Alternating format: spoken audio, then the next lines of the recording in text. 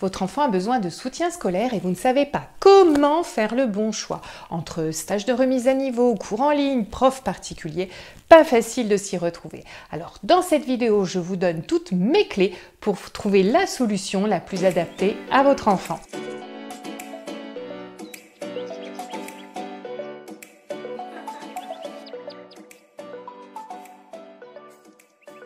Bonjour, je m'appelle Karine Garnier, je suis la fondatrice de Cap Réussir, la communauté de tous ceux qui veulent aider les enfants et les jeunes à apprendre, progresser et réussir. J'ai vraiment à cœur de vous donner tous les moyens pour aider vos enfants à apprendre et réussir. Mais parfois, nous parents, on est démunis et l'aide qu'on peut apporter à nos enfants ne suffit pas. Et alors, on se pose la question, et si je faisais appel à du soutien scolaire? Et si je proposais à mon enfant du soutien scolaire? Oui, mais qu'est-ce qu'on met derrière cette étiquette de soutien scolaire? On va voir ça un petit peu. Puis vous allez voir que ça dépend vraiment des cas. Moi, j'ai relevé plusieurs cas, j'ai pensé déjà à tout. Alors, je vais dire enfants, jeunes, voilà, enfants et ados. Tous ceux qui ont besoin d'aide pour les devoirs. Et puis on verra aussi quand il y a des petites difficultés, des difficultés plus importantes. Enfin, on va balayer un petit peu chacun de ces cas. C'est parti. Alors on va commencer avec la question de l'aide aux devoirs. Mais avant, pensez bien à vous abonner à la chaîne pour être tenu au courant des prochaines vidéos. J'en ai prévu là, il va y en avoir pas mal pour préparer la rentrée. Donc on s'abonne. Alors on commence avec l'aide aux devoirs. Donc là, il existe des solutions déjà internes à l'école. Alors quand je dis à l'école, c'est à l'école ou au collège. Au collège, ça va s'appeler la formule devoir fait. À l'école, on peut avoir notamment en REP, en réseau d'éducation prioritaire, un accompagnement éducatif dans lequel il y aura de l'aide aux devoirs, mais pas que. Ne confondez pas accompagnement éducatif, on peut avoir aussi des activités culturelles, enfin voilà, c'est un petit peu le centre de loisirs du soir, mais qui peut proposer une aide aux devoirs. Donc ça, c'est les premières possibilités à l'école. Après, il existe aussi parfois des centres sociaux, des associations qui gravitent autour de l'école, qui proposent de l'aide aux devoirs. Donc là, si vous avez besoin d'aide aux devoirs pour vos enfants parce que vous n'êtes pas disponible, vous n'avez pas le temps, ou alors ces temps de devoirs sont trop conflictuels, eh bien on peut faire appel donc à ces associations, ces formules existantes pour l'aide aux devoirs. Alors une autre solution à laquelle on ne pense pas forcément non plus pour l'aide aux devoirs, ça va être tout ce qui est tutorat entre élèves ou groupe de travail. Alors ça, vous allez me dire, c'est peut-être plutôt pour les un petit peu plus grands, mais quoique, même chez les plus jeunes, on peut par exemple tourner, vous voyez, à tour de rôle, une maman ou un papa qui s'occupe des devoirs pour un petit groupe d'une même classe, par exemple, le premier lundi, le deuxième mardi, etc. Ou le même parent toute la semaine, mais bref, des fois, quand ils sont entre eux, les enfants, les jeunes, ça se passe mieux, ça stimule, et voilà, ça peut être une idée intéressante pour l'aide aux devoirs. Bien sûr aussi, vous pouvez faire appel à des professeurs particuliers. Alors là, si c'est pour de l'aide aux devoirs, un étudiant, tout ce qui est plus basique, qui n'a pas besoin d'une formation de compétences particulières, ça suffira bien. Ça vous limitera les frais par rapport à quelqu'un qui serait un peu plus expérimenté, qui pourrait coûter plus cher. Alors attention aussi, à l'école primaire, vous pouvez avoir aussi les APC, les activités pédagogiques complémentaires. Donc là, ce n'est pas de l'aide aux devoirs, ce n'est plus du soutien. Avant, il y a quelques années, ça s'appelait l'aide personnalisée. Maintenant, c'est vraiment des activités qui vont varier d'une école à l'autre. Sur certaines écoles, ils vont encore cibler les enfants qui ont des difficultés, mais sur d'autres écoles, ils vont proposer à toute la classe, par petits groupes, et ils vont proposer autre chose. Par exemple, dans une école où j'interviens, il y a du théâtre. Donc, ne vous dites pas que lors de ces APC, vos enfants auront fait leurs devoirs. Ça, c'est important à noter. Alors, on a vu l'aide aux devoirs. Maintenant, je pense à ce qui est remise à niveau. Alors, remise à niveau, là, il faut qu'on soit bien clair. En fait, moi, je visualise bien deux types de remise à niveau. Il y a la remise à niveau, je vais dire, ponctuelle. Vous voyez, il s'est passé un événement dans votre vie, surtout dans la vie de votre enfant. Ça peut être un déménagement, un changement d'école, et puis du coup, les niveaux sont pas tout à fait les mêmes, ou il a été perturbé quelques mois. Un événement familial comme une séparation des parents, l'arrivée d'un petit frère, d'une petite sœur, enfin voilà, je vais pas tout énumérer, les événements comme ça qui peuvent arriver, ou un souci de santé aussi, enfin voilà, quelque chose d'assez ponctuel, c'est-à-dire que jusqu'à présent, l'enfant avait une scolarité, on va dire, classique, et d'un seul coup, bing, il y a quelque chose qui fait qu'il est un petit peu fragilisé. Donc là, on va pouvoir lui proposer une remise à niveau ponctuelle. Alors déjà, ça va peut-être être possible à l'école, au collège, avec des groupes de soutien, des organisations internes dans les écoles, les collèges qui proposent un petit peu de soutien, de remise à niveau, ça peut être possible. S'il n'y en a pas dans l'école, je dis l'école au sens large, voilà. Donc s'il n'y en a pas dans l'école ou le collège de votre enfant, après là, vous allez pouvoir faire appel, pareil, à quelqu'un de l'extérieur. Donc là aussi, on peut prendre un jeune étudiant ou une mamie, un papy retraité, enfin une association, voilà. Quand c'est de la remise à niveau comme ça, je dirais vraiment basique, on n'a pas besoin d'aller chercher compliqué. Donc c'est là aussi qu'on peut faire appel au cours en ligne, hein. Mais là, à condition que votre enfant soit suffisamment autonome. Donc voilà, mais c'est très important, il faut que l'enfant, le jeune, adhère au projet. Voilà. Et donc, dans ces cas-là, voilà, on peut proposer un petit peu, je vous ai dit, soit quelque chose à l'école, soit un prof particulier. Un cours en ligne, j'en étais à ça, s'il est autonome, si vraiment il a envie, qu'il arrive à travailler de manière autonome. L'avantage des cours en ligne, c'est que ça peut se faire n'importe où, n'importe quand, on n'est pas tenu à des horaires bien précises, on peut revoir le cours plusieurs fois tant qu'on n'a pas compris. En général, il y a des cours, des exercices et des quiz, donc ça permet vraiment de savoir, c'est quand même assez structuré, ça permet de savoir où on en est. Alors parfois, ça peut être aussi une remise à niveau, vous voyez, plus spécifique à une matière. Par exemple, cette année, votre enfant n'a pas aimé son prof de maths, ça s'est vraiment mal passé avec sa prof d'histoire, enfin, je dis n'importe quoi. Et du coup, il a un petit peu décroché. Donc là, avec les mêmes structures qui existent qu'on vient de voir précédemment, on peut proposer aussi une remise à niveau pour une matière en général. Après aussi, dans cette catégorie des remises à niveau, je mettrai les stages. Alors ça, je pense que c'est plus destiné aux lycéens. Je pense à tout ce qui est stage passerelle. Vous savez, quand votre enfant décide de changer d'orientation pour passer d'un lycée à l'autre ou d'une section à l'autre, donc il peut avoir besoin d'un stage passerelle, des stages de langue aussi, comme ça en accéléré, qui permettent aussi une remise à niveau. Alors attention, par contre, les stages qui sont proposés à l'école primaire et au collège pendant les vacances, je ne sais pas s'il y en a au lycée. Dites-moi s'il y en a au lycée aussi, je suis un petit peu moins au courant de ce qui se passe au lycée. Si vous savez, dites-moi dans les commentaires, voilà. Les stages avant qui s'appelaient de remise à niveau, qui s'appellent maintenant des stages de réussite, et même cet été qui s'appelle école apprenante, vu la situation particulière de l'année, là, on n'est plus vraiment dans une remise à niveau pure et dure, hein.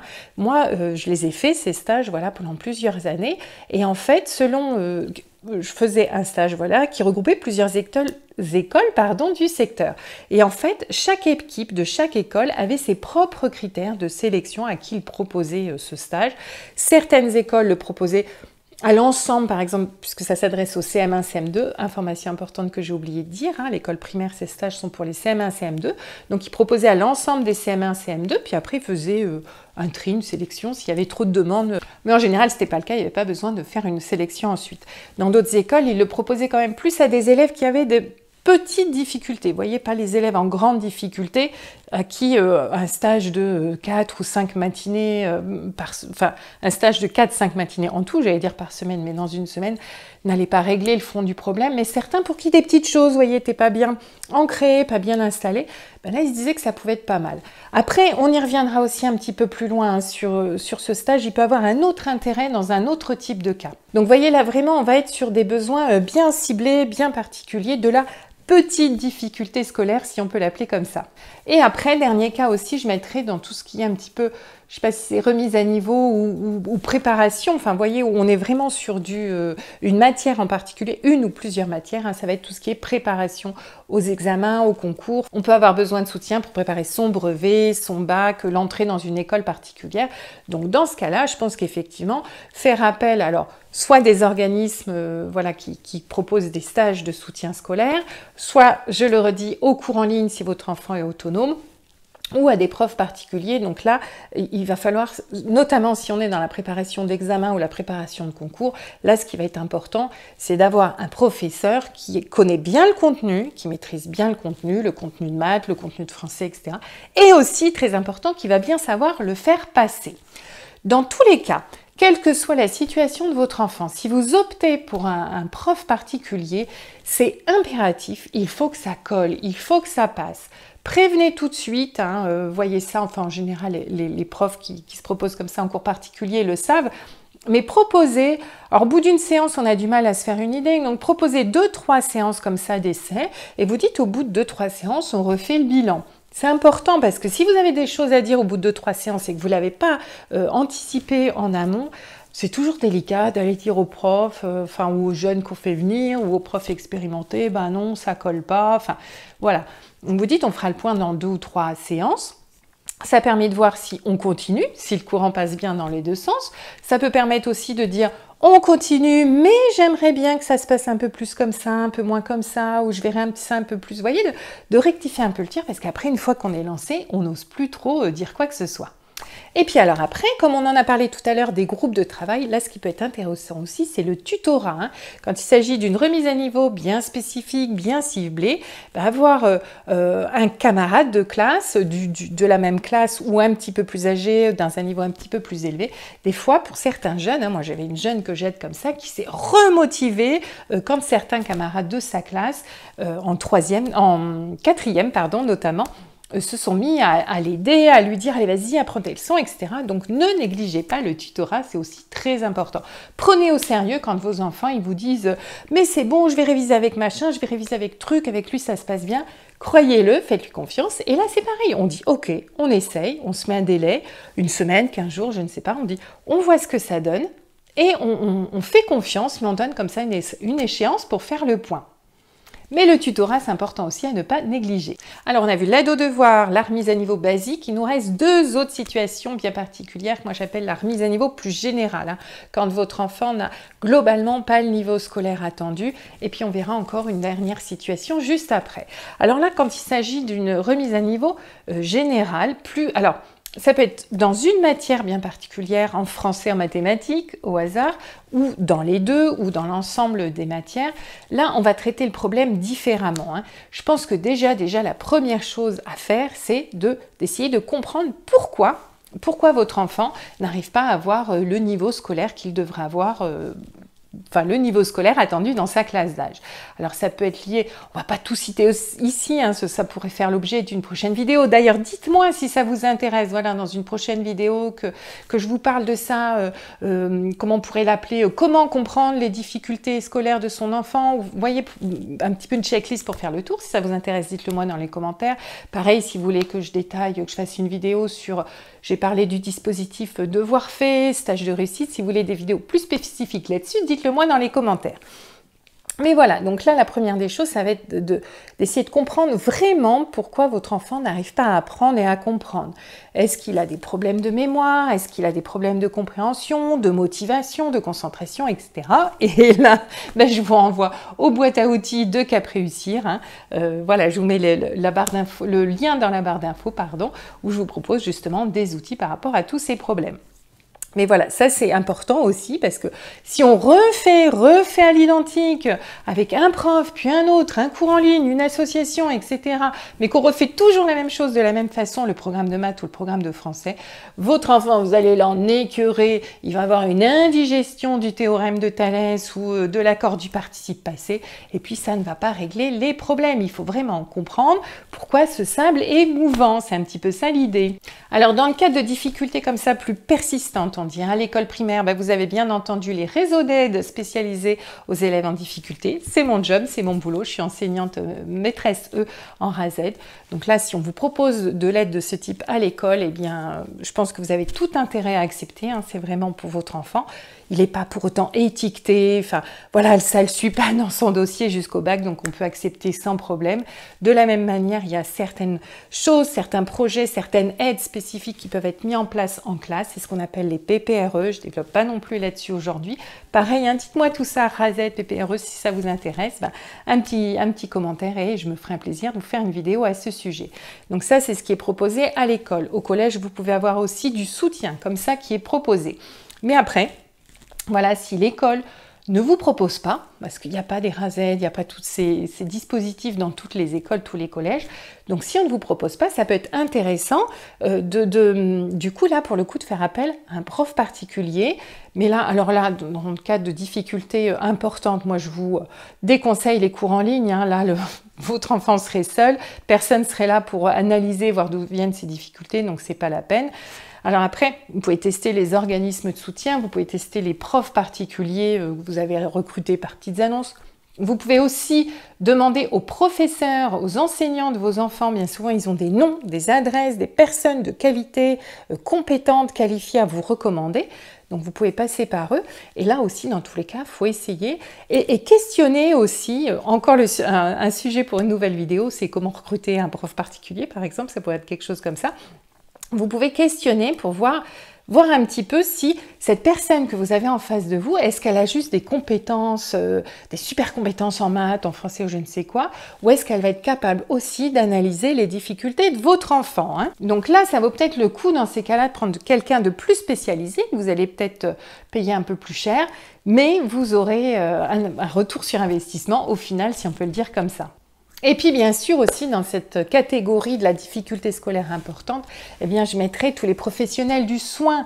Pensez aussi aux orthophonistes qui peuvent beaucoup aider, aux ergothérapeutes, aux psychomotriciens, enfin pour tout ce qui est difficulté d'écriture, les graphothérapeutes, ergothérapeutes, psychomotriciens, voilà pour les difficultés de lecture, compréhension, les orthophonistes. Enfin, faites appel aussi à tous ces professionnels qui sont là pour aider vos enfants. Et on arrive maintenant à la quatrième catégorie, si je peux dire comme ça, voilà, le quatrième type de besoin concernant le soutien scolaire. Ça va être tout ce qui concerne plus l'enfant lui-même, son attitude, son comportement, sa confiance en soi. Vous voyez, tout à l'heure, je parlais de motivation, de choses comme ça. Et bien là, comme je vous l'ai dit, on va avoir les boîtes à outils de Cap Réussir, mais on va avoir aussi tout ce qui est coaching. Hein, c'est quelque chose qui se développe de plus en plus. Coaching pour votre enfant, qui s'adresse à votre enfant. Et aussi, ça se fait de plus en plus, alors moi j'en connais pas personnellement, mais j'ai vu ça sur internet, du coaching pour les parents. Moi, ça me semble être important aussi. En fait, c'est un petit peu ce que je fais aussi à travers Cap Réussir. Hein, je fais le pari qu'en aidant les parents, et bien après, les parents aideront leurs enfants, voilà, puisque vous êtes les maîtres à bord. Hein. Donc, ça peut être intéressant de faire appel aussi au coaching pour les parents. Et puis, bien entendu, on parlait des thérapeutes. Donc là aussi, les psychologues, hein, n'attendez pas une phobie scolaire, un réel décrochage scolaire pour faire appel aux psychologues. Je pense que c'est des fois quelques séances peuvent suffire. Là, c'est pareil, il faut vraiment tomber sur le bon, c'est-à-dire celui qui va vraiment correspondre à ce que vous recherchez. Et puis aussi, des fois, tout simplement, en fait, votre enfant va pouvoir trouver un adulte de référence, un adulte avec qui il va se sentir en sécurité, qui va comprendre ses difficultés de confiance en soi, de timidité, de motivation, etc. Un adulte dans un club de sport, un club de pratique artistique, enfin voilà, ne minimisez pas tous ces adultes autres que les enseignants, hein, ne sacralisez pas les enseignants, et c'est une enseignante qui le dit. Pensez aussi à tous ces adultes qui ont un rôle très très important et qui des fois vont vraiment être l'adulte de référence qui va permettre à votre enfant, à votre jeune de sortir un peu de son malaise. J'ai bien dit malaise, hein. Si on est dans le cadre d'un mal-être, là c'est complètement autre chose et là faire appel à un professionnel, ça me paraît vraiment indispensable. Voilà un petit peu comment je vois les choses. Alors j'ai essayé de faire un tour rapide, je pense que forcément j'en ai oublié. Si vous pensez à des solutions que j'aurais oubliées, dites-le moi dans les commentaires. Puis je vous le redis, si vous voulez des détails sur l'une ou l'autre de ces formules, de ces solutions, pareil, un petit commentaire. Et puis tout à l'heure, je vous parlais de l'importance de la concentration, motivation, de l'autonomie, etc. Ces clés importantes pour aider votre enfant à apprendre, progresser et réussir. Toutes ces clés, je les rassemblais dans un guide, le guide des 12 meilleures clés pour aider son enfant à apprendre, progresser et réussir. Donc s'il vous intéresse, il est à télécharger gratuitement. Vous avez le lien dans la barre de description juste en dessous. Voilà, ce sera tout pour aujourd'hui. Pensez bien à vous abonner, hein, une nouvelle vidéo chaque semaine. La prochaine, si je ne me trompe pas, ce sera sur comment choisir un agenda scolaire. Enfin, voilà, j'ai prévu des vidéos sur la rentrée, l'organisation, la lecture de consignes, etc., etc. Donc, on s'abonne, on like, ça va me donner un petit peu de courage pour continuer. On partage, hein, on diffuse, voilà, plus la vidéo est partagée, plus on pourra aider de familles à partager le plaisir des apprentissages réussis. C'est tout pour aujourd'hui, je vous dis à la semaine prochaine, bye!